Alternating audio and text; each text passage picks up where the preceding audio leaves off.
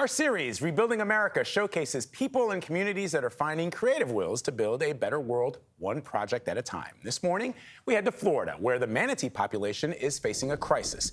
At least 600 have died so far this year, many from starvation. Poor water quality is destroying the seagrass they rely on for food. Our Elaine Quijano traveled to Crystal River, Florida, also known as the manatee capital of the world, to see one community's innovative solution. When Paul Cross navigates Crystal River and Kings Bay, Florida, he can't help but remember when algae choked these waters and suffocated native seagrass, the primary food source for Florida manatees.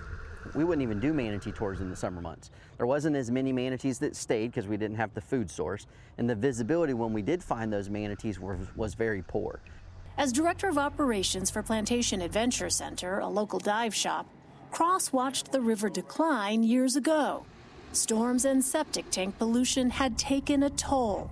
Lush green beds of seagrass had been overrun by thick mats of invasive algae. And with no food, the manatees had nearly disappeared.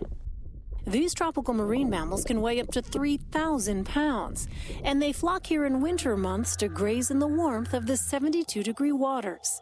When their numbers dwindled, along with other marine life, Lisa Moore realized the river was dying. Personally, I thought, how did I let this happen? How did I not know that this was going on? And I've lived here all this time. I wasn't paying attention. And so I kind of felt like I needed to try to do something. The dying river compelled Moore, a lifelong resident, to create an organization called Save Crystal River. In 2015, the group hired an aquatic restoration company with an untested idea.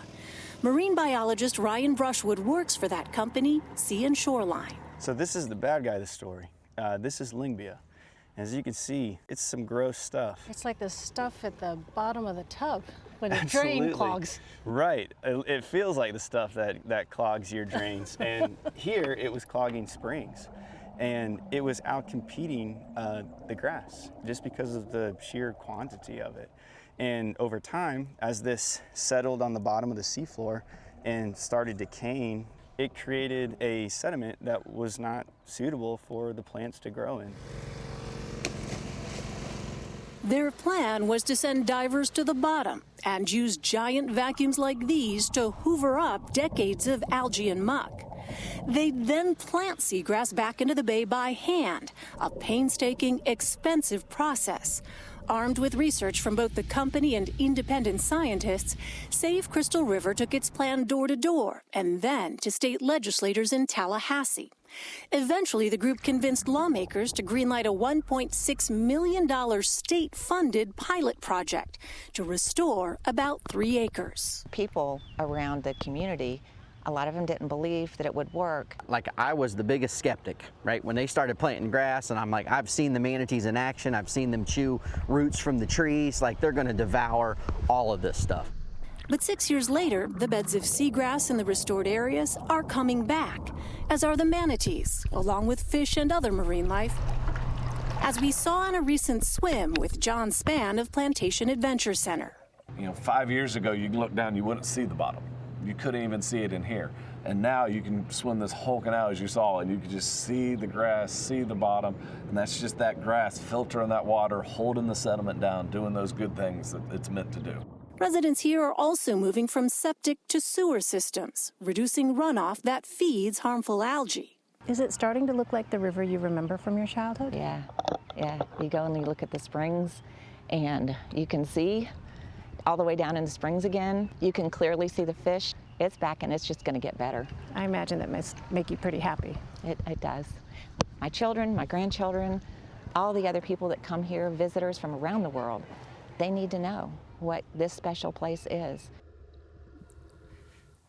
The pilot program started with 3 acres, but they've since restored about 60, and they're hoping to restore more than 90 acres by this time next year. Now, this is not cheap. All that work will cost about $40 million, but the results are clear, and now other communities in Florida with similar problems are looking at this as a potential solution.